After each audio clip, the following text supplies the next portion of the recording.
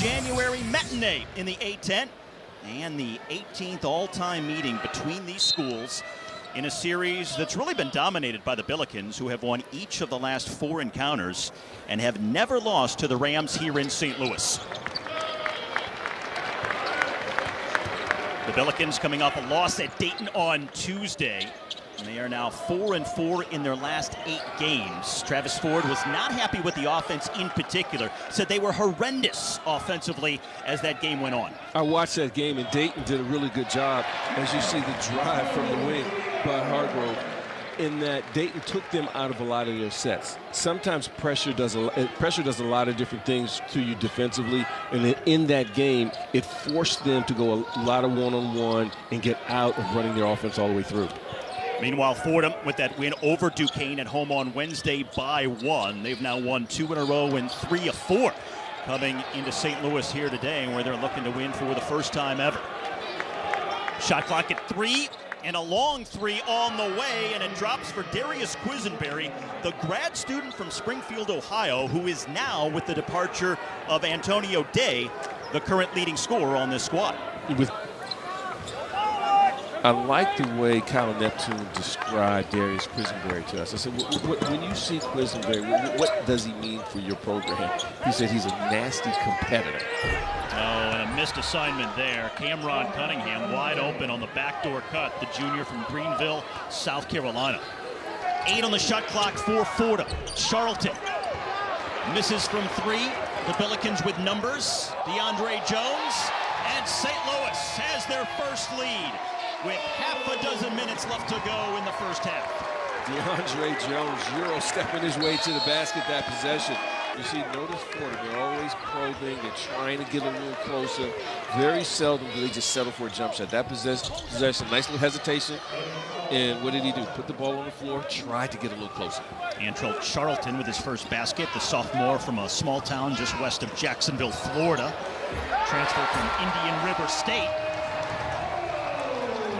Francis Okora finally gets on the scoreboard with his first 2 of the game. Charlton over Hargrove. And Okora, the leading rebounder for St. Louis, yanks that one away. Hargrove. Around 3 defenders who are positioned in the paint, then he finds a way to score.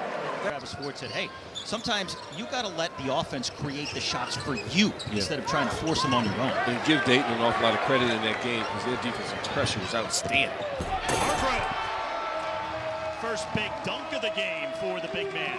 I thought Hargrove did a great job closing out the first half, giving the Billikens a bit of an offensive boost. Really good job, I thought, this possession, that once they get the stop and getting out in transition, you see him at the bottom of your screen right there. He just flat out outruns everyone, gets down the court, and converts with authority.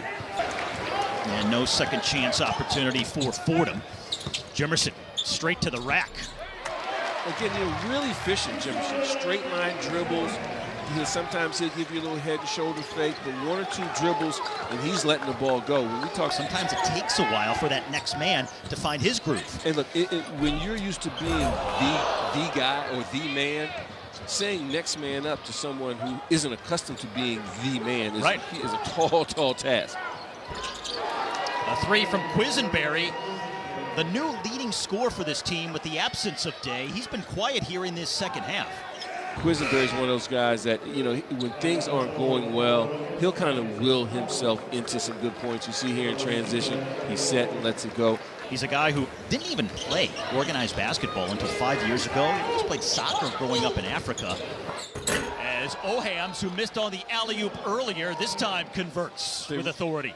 Great job at coming back to the same set that actually worked. They just weren't able to convert it. They got the shot they wanted, and that time they came back to it. Ohams made it look easy. Jordan Nesbitt. Coming up on the Final 4. St. Louis leading by 8. Again, Okora, and this time, the and 1. Looking to go back inside to Okoro. Collins almost stripped. But the offensive rebound and the putback by Jimerson for this Billiken team that leads the A-10 conference in offensive rebounding this season. His teams are built for tough. You know, they're going to be competitive. They're going to crash the boards. They're going to be grinding from a defensive standpoint. And they were able to pull this game out on the defensive end. It's the 100th win in St. Louis for Travis Ford as the head coach of the Billikens. An 18-point victory over the Rams of Fordham. Final score 63-45 as the Billikens put 3 players in double figures, led by Gibson Jimerson and his game-high 19 points.